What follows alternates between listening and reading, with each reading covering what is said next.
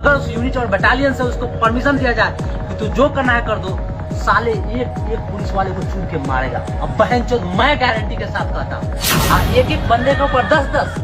अरे अगर असली मर्द की औलाद होते तो अकेला क्या 10 भी होते ना, और आउट ऑफ रूल उसको बता कर देते। एक एक को घसीट कर नहीं मारता ना तो फिर मेरा भी।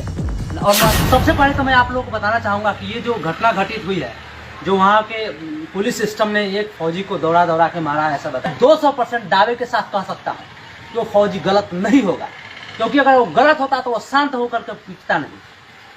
एक फौजी हमेशा क्या है, थाउजेंड्स ऑफ रूल से बंधा होता है, इतने सारे नियम कानून से वो गलत कर ही नहीं सकता है। और अगर गलत किया भी होगा तो 50 बार सॉरी बोला होगा, लेकिन उसके बावजूद भी उसको घसीट करके बाहर निकाल करके पीटा है। क्या सोच रहे हो, एक को 10 मार रहे हो तो शांत है? गलत फहमी में मैं बता रहा हूँ। अगर उसको खुला छोड़ दिया जाए, अगर उस यूनिट और बटालियन से उसको परमिशन दे दिया जाए कि तू जो करना है कर दो, साले एक एक पुलिस वाले को चुन के मारेगा। अब बहनचोद मैं गारंटी के साथ कहता हूँ, अब बिहार के अंदर जितने भी फौजी है, पूरे डिस्ट्रिक्ट बिहार की बात कर रहा हूँ, जितने भी फौजी है, जितने भी मेरे आर्मी पर्सन है, वो उनका साथ दे। और अगर वो बंदा सही होगा तो किसी माई का लाल ने पैदा नहीं लिया है कि उसको सलाखों के पीछे बांध करके रखेगा।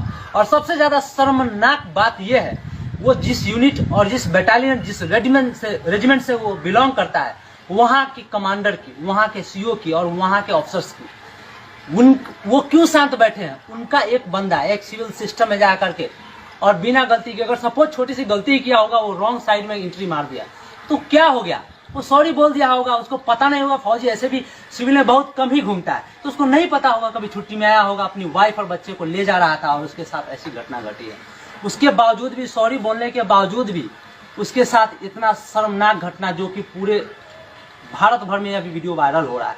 कितने शर्म की बात है। हर एक फौजी को शर्म से डूब मरना चाहिए, और उससे पहले उस यूनिट और उस रेजिमेंट और उस बटालियन को शर्म से डूब मरना चाहिए, जिसके बंदे के साथ ऐसी घटना घट रही है और शांत अपना यूनिट में बैठा हुआ है। वो बंदा उस सलाखों के पीछे रहेगा और देखते हैं कौन उसको बंद करके वहां पे रखता है।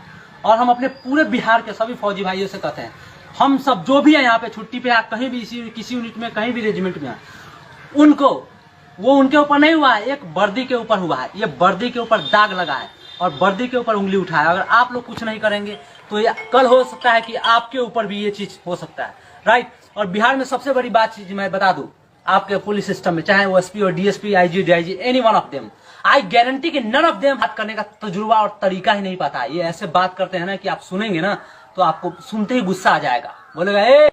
लेकिन फिर भी हम डिसिप्लिन्ड है, हम उस चीज को ओवरलुक कर देते हैं। और हम ही नहीं, बिहार के जितने भी फौजी हैं, लेकिन उसके बावजूद भी इसके साथ ऐसी घटना घट रही है। तो भाई तुम चिंता मत करो, यहाँ पे बिहार के अंदर जितने भी फौजी हैं, हम सब तुम्हारे साथ है। और हमारा देखते नहीं, बिहार के रूप किसी भी जिला में हो, चाहे कहीं भी हो, पूरे ऑल ओवर इंडिया में जो आर्मी का रिपुटेशन खराब करने की कोशिश किया है ना, एक एक बंदे के ऊपर 10-10। अरे अगर असली मर्द की औलाद होते तो अकेला क्या 10 भी होते ना, और आउट ऑफ रूल उसको बता करके देते। एक एक को घसीट कर नहीं मारता ना तो फिर मेरा भी। और मैं मुजफ्फरपुर का रहने वाला हूँ और मेरा नाम ओम प्रकाश है, ठीक है। मुजफ्फरपुर जिले का हूँ, एक इंडियन आर्मी से बिलोंग करता हूँ। सर्विस मिलना हो मेरे से मिलना, और जिस पुलिस वाले को मिलना है, जिसका एड्रेस लेना है, मेरा नंबर नोट करो 9162723976। I will be there 24 hours, I will be there. और जरूरत पड़ी तो मैं छुट्टी लेकर के मिलने के लिए आऊंगा। और घर वाले जो भी ये फौजी भाई के साथ जो घटना घटित हुई है, उनके घर वाले को रोने की जरूरत नहीं है, ना गिड़गिड़ाने की जरूरत है। वो खुद छोड़ेगा, उसके सलाखों में ना उसके बाजू में इतना दम है कि एक फौजी को कैद कर ले। और हम सभी भाई से निवेदन करते हैं कि सभी एक साथ जुट होकर के चले और वहां पे उसका साथ दे। सही निर्णय तभी होगा जब, ऐसा नहीं कि छोड़ दिया जाएगा, जितनी बेइज्जती हुई है उसका 10 गुना बेइज्जती उसको सभी लोगों के सामने माफी मांगना पड़ेगा। चाहे वो एसपी हो या डीएसपी हो, चाहे कोई भी हो, उसको माफी मांगना पड़ेगा। गिरगिरा के उसके सामने उस बेइज्जती का क्या अहमियत होता है उसको पता चलना तो चलेगा। बहनचोद मैं ये लिख करके देता हूं कि अगर साला 5 मिनट के लिए उधर से हट जाना तो तू साले गाड़ी में जो पेट्रोलिंग करते हो ना, गाड़ी के साथ उड़ा दिए जाओगे। कहां जाएगा ना शरीर का चिथरा चिथरा, बहनचोद पता नहीं चलेगा। पेट्रोलिंग तुम्हारी इधर ही रह जाएगी, हवा हो जाओगे सीधा। वो तो उस फौजी की देन है जो उसको एंट्री नहीं करने देता आतंकवादियों को, समझ रहे हो। तो इधर जो घूमते हो ना, चक्कर लगाते हो और इधर वर्दी पहन करके दादागिरी दिखाते हो। पुलिस की वर्दी दादागिरी करने के लिए नहीं दी गई है, यहाँ के सिस्टम की सुरक्षा के लिए दी गई है, लोगों की सुरक्षा के लिए। और आप उसका हनन कर रहे हो।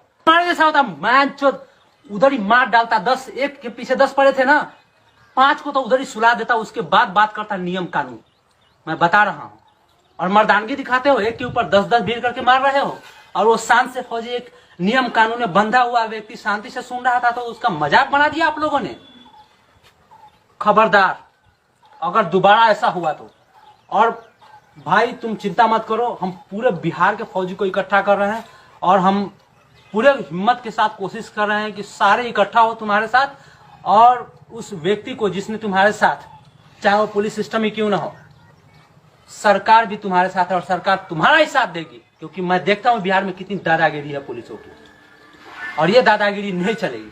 तो मैं जल्द से जल्द इकट्ठा कर रहा हूं, तुम चिंता मत करो। हम सारे एक साथ आ रहे हैं और सारे देशवासियों से भी निवेदन है कि हमारे भाई का साथ दे। वास्तव में हमारे देश की रक्षा वही कर रहा है, तुम्हारी रक्षा भी वही कर रहा है। मैं दोबारा मिलता हूं, जल्द ही आपसे फिजिकली मिल रहा हूं।